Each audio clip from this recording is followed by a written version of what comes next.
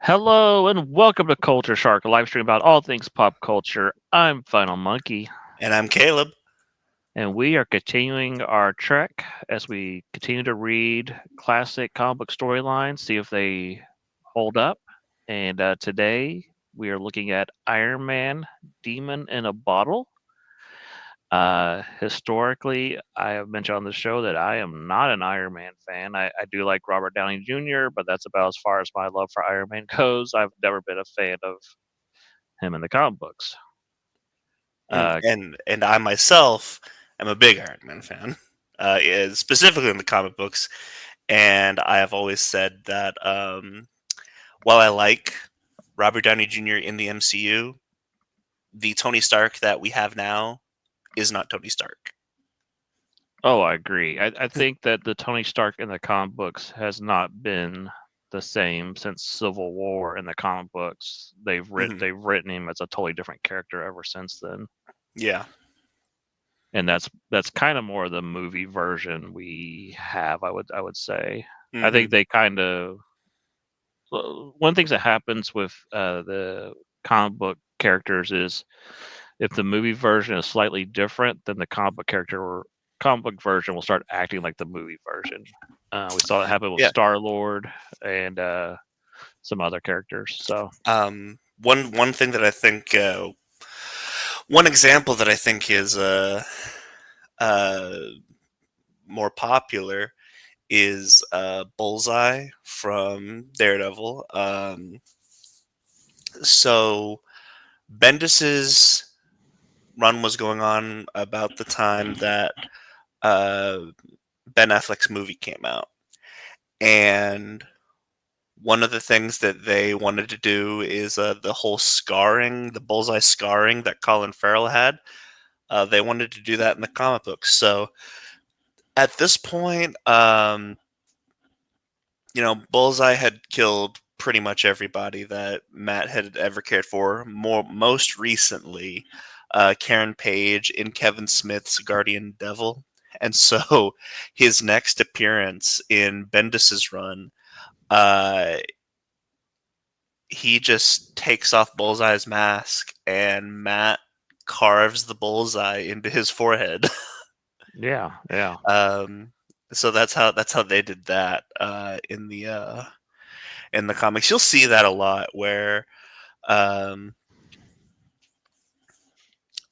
where they'll mirror each other. Typically it's the comic book that changes. I think the only one that really didn't uh, was Captain America. I don't think Captain America's comic ever changed to match Chris Evans, which that might have been a mistake. Because I really do enjoy Chris Evans' take on Captain America. hmm But yeah. I yeah. remember they even changed the way Mystique looked for a while to match the movie version, and I do not like the Mystique movie Mhm. version. The comic book version looks so much better. Yeah. So Well, and it makes you curious because you mentioned Star Lord. Uh, it's not just that they changed Star Lord, but he's not just a different character. He's literally a different character because Star Lord in the movies is basically just Richard Rider. Um, yeah, I which could see makes me that. which makes me curious how they're gonna treat Richard Rider if they end up bringing him into the MCU like they keep talking about. Yeah, a South Park quote popped in my head as you said that. So, uh, about put a chick in it, and all Yeah. that. So, Oh yeah. um, so yeah. So today we're going to talk about what many consider to be Iron Man's best story, "Demon in a Bottle," and I think why this is so finally remembered is I think this is one of those topics that just wasn't handled a lot in comic books at that time, and especially Iron Man just didn't have these types of stories. I think that's why it's so well regarded. Um, I personally didn't think this was like the greatest thing ever. It was fine. That's how I feel when I read most Iron Man stories. I'm like, oh, that's fine, and then just kind of move on. So, Yeah. Yeah. uh, Well, that's really the thing is I've actually never understood why people call this the greatest Iron Man story ever told because for all intents and purposes, Demon in a Bottle is one issue. yeah, that is true.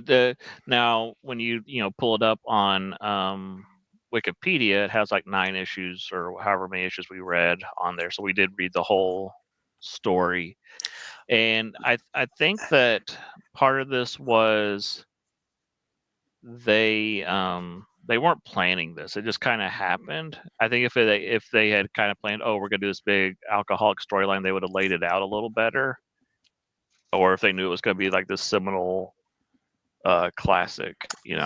So they kind of do, and that I was talking about previously that I was going to talk about what came before, what came after. Um, so this is the first storyline. Uh, if I recall, I think these are the first 8 or 9 issues in Rob McElhenney's run, um, which I think Rob McElhenney. Uh, this his entire run is kind of the definitive Iron Man. I'm not saying it's the best, but uh, maybe you know how like we get to a certain writer and it's like okay, so this character has become who they're supposed to be in comic books. They're not just because every superhero in comic books kind of starts off the same, just kind of generic, and then there's like that one writer who comes on and like makes the character like who something unique about them. Hmm. Kind of like Frank Miller with Daredevil. I'd say Brubaker with Captain America, Dennis O'Neil with Batman. Um, before all those runs for the most, and yeah, that's right. I said Brubaker with Captain America that late to make Well, Captain I don't know. America interesting. I think. Oh shoot, Grunwald's Captain America run Yeah, is well yeah. beloved, and I'd say DNA with uh, Abnett and Lanning with Guardians of the Galaxy. Oh yes, yes, absolutely, absolutely. Yeah. Um, but so what we have here is like just the beginning of what will become a great run. Um, what was going on before this in comics, and I'll be honest, I actually read a little bit before this. Hmm. Um, I think 115 to 128 is what I ended up reading, just because it kind of makes more sense. Hmm. Because what Michelini does is he kind of picks up what was happening um, in I can't remember the writer before this, um, but essentially Tony had a girlfriend who she was the only one who knew his secret identity. This is different from the movies where everyone knows who Iron Man is. Iron Hmm. Man is his bodyguard in Yeah. this. So sad. Uh, but I find it interesting whenever he just like I've actually got this pulled up. He actually talks. Let me. I want to share this real quick, and then we'll move back to the cover. Um, he talks about Iron Man like he's a different person. Uh, like Iron Man, old buddy, you know. Uh, but he does this a lot. Hmm. Just talks to him as if he's a different person. Um, but anyway, he's got um, this girlfriend who was the only person who knew this was his confidant, and they Hmm. have like this huge falling out. They break up, and she's gone. At the same time, this is where the previous author starts sowing the seeds that Nick Fury is looking to take over Stark International.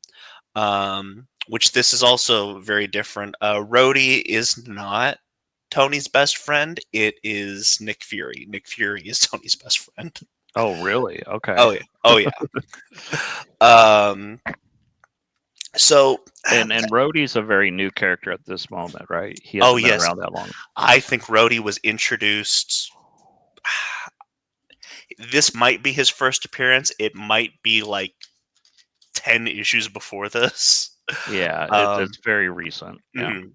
mhm. um, but yeah, that's why I say that I always found this very interesting that people call this the greatest Iron Man story ever told, because it's one of those things that, like,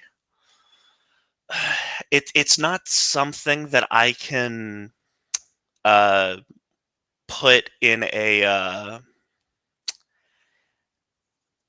the way to experience this story is not in the context of a trade. This is something that, like this is Invincible Iron Man 128. This is something that's built up for 128 issues. You know, Right. Yeah. so that's why I've never really seen this as one of the greatest stories ever told, because it's not something that, like, you can actually experience in a traditional way. Um, I don't think that the issues they have selected is terrible. They do recap his first story in these issues. Like if you were handing someone who's never read Iron Man before, it's not the worst. To yeah. say, hey, here's if you want to know who Iron Man is, here's a little story.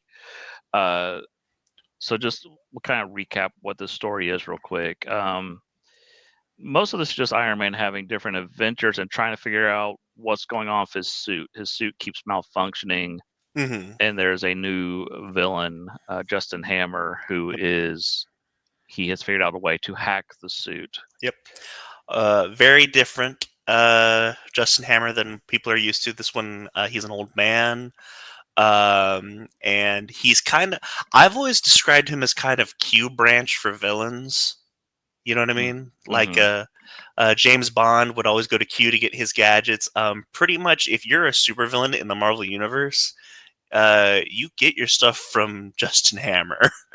uh, Yeah, and one of the things about Iron Man that I always found kind of boring is a lot of his villains are just evil businessmen, and it's just kind of like, oh, great, here's another mhm. evil businessman. He's kind of an anti Tony Stark, and uh, I don't know. But you do get to see a lot of Iron Man's other villains. He does, fight quite a few of them during these issues. I think we got Whiplash and Blizzard are like the two bigger ones, Yeah. if I recall. Uh, Also, there is an entire issue where Tony's kicking the crap out of Namor, so I'm on board with that. yeah, Namor does show up for a little bit. Uh, so there's a part where Tony is meeting with uh, I don't know if he was a diplomat from a different country or I guess he was from a different country, and they make this big deal about Iron Man's going to meet him, and Iron Man's suit malfunctions and kills the guy. Hmm. I thought this whole sequence was just poorly written, or it was just bizarre because he kills the guy. And it's like, oh no! And so the cops are like, well, we can't arrest Iron Man. He's too strong. And Iron Man just leaves. And like, well, we trust you to come back. And then Tony just Uh, shows up with the armor and says, well, here's the armor. And Iron Man's really sorry. You can look at and do your investigation. And it's kind of like, it's really weird. It's just like, why isn't Tony Stark in jail? Or, why isn't he paying somebody to be Iron Man and be in jail at this point? It's just like, well, he's the hero. It's fine. Don't worry. It's fine. hmm. Yeah, this is definitely one of those. Uh, um, it's just very much a 70s thing. Right. And so when he actually meets Hammer as Tony Stark, then Hammer just goes full James Bond villain mode and just tells him everything. And I'm like, Hmm. why are you telling him you're the one hacking Iron Man's armor? I Mhm. think it would have been just as easy as have Tony break out of the cell and say, "Oh, there's that device over there. That's how they're doing it," and have him figure it out. Mhm. Yeah. It would have been more satisfying than, "Oh, by the way, this is how we're." I was just like, Yeah. "Stop." And like I said, I definitely think that that's just like a product of its time. Like, Hmm. because I think uh, around this time in the 70s, this was also Dennis O'Neil's Batman run, which Dennis O'Neil's Batman uh, rarely was ever in Gotham City. Actually, that was the globe-trotting Batman, introduced Ra's al Ghul. Hmm. Um, Both of them were very much taking on the James Bond uh, isms in their stories. So that's one of those things where it's definitely a product of it being written more like a Bond story more than anything. Um, I do think that I do think that the hacking of um, the hacking of the suit is probably one of the more important things the uh, storyline, though. It's very to um, what we would eventually get in Bendis's Daredevil and with War Games in Batman. I'm not saying War Games is great. War Games is actually terrible, but it's similar to what we would eventually get, which is everything that's going on in Tony's life is, I just broke up with my only confidant, my girlfriend, Hmm. and so I can't vent to anyone about this. Um, and now my best friend is trying to take over my company. Hmm. I don't want to do this anymore. I don't want to be Tony Stark. And so in Daredevil and in Batman, there comes a point where they give up the identity of Bruce Wayne. They give up the identity of Matt Murdock, and they just become the superhero full time. Well, Hmm. hacking his suit, the malfunctions, and now even the accidental murder, he can't do that. Right. Um, like I said, I keep coming down on the story, but it's just the way I feel. Uh, I think it may have been better if sometimes he didn't know if it was him being drunk that was causing things to happen or if it was the Mm. hacking. Like Oh, if I they could have agree. played that up more, I think it would have been more interesting. Now, once you get to the actual demon in a bottle issue, then yeah, he's all over the place when he's drunk and doing things that are getting people hurt and stuff. Mm. Um, I just wish I'd been spread out a little bit more. Yeah, I know. I definitely agree, and like I said, this is Michelinie's first storyline on the book, and Mm, and he picks up where um, I'm trying to remember.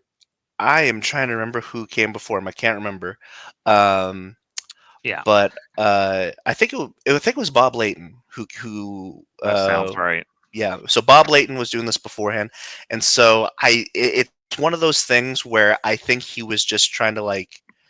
But before I can get to what I want to write, I got to finish this off. I'm not saying that like he's just phoning it in. I think that for the time, uh, this is done very well. I do like I said, I just brought up you know a Bendis's Daredevil that does this better. You know. And I have to remind myself when this came out because this is before Frank Miller's Daredevil. This is before God Love Man Kills. This was Hmm. 79, I think. So Hmm.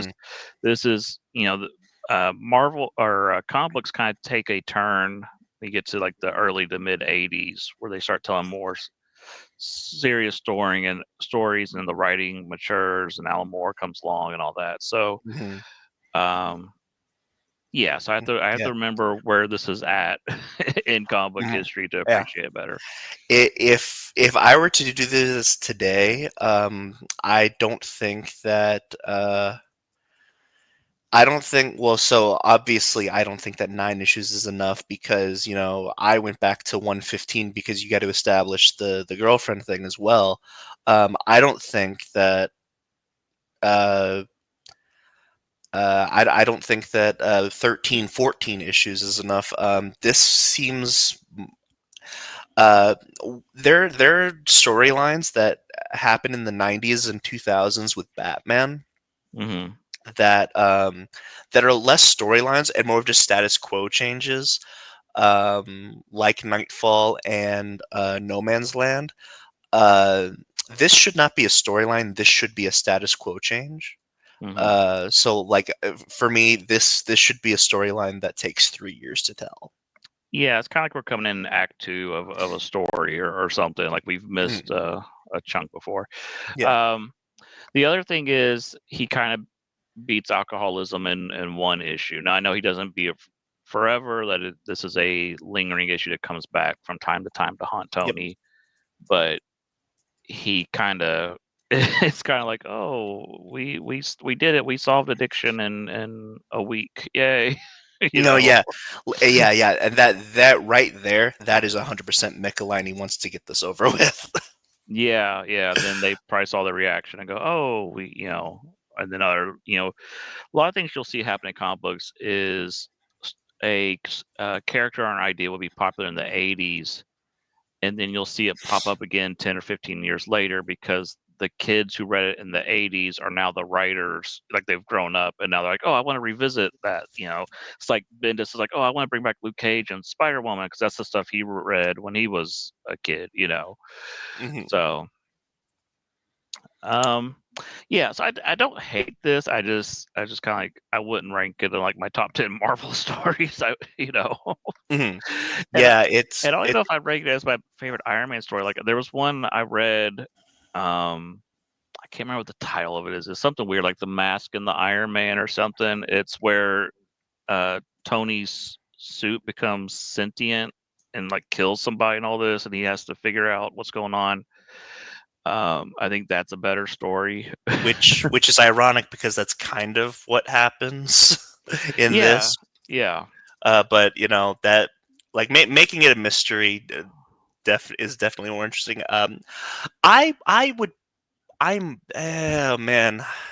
Like I said, whenever I say greatest stories ever told, that's just really hard for me to like put this in it because I don't view this as like um a whole story that can be condensed into like one trade paperback. But Yeah. I But definitely. if I was listing the 5 key moments in Iron Man's life, yes, this would be on there. It'd be like, ding, here's, Yeah. yeah. Would I rank? I would rank. This would be in my top 5 if because we would include this with the rest of Michelini's run as the top 5 Iron Man runs of all time. So if I Okay, if I that makes if more I sense. yeah, if I say Rob Michelini's run on Iron Man is top 5 Iron Man run, this is included in that. So um I don't even know if I love Fractions Run too much to say that I love Fractions Run too much to say if Michelini's run is my favorite. But I don't know. There's a lot of ironically a lot of like the namesake storylines that you get in Michelini's run. I'm not a fan of because I think in about 100 issues. Not 100. It might be 100 issues. I don't remember when it was. I think Michelini also does Armor Wars, and Mm. I don't like Armor Wars that much. Yeah. So you got anything else you want to add, or are we gonna wrap this one up?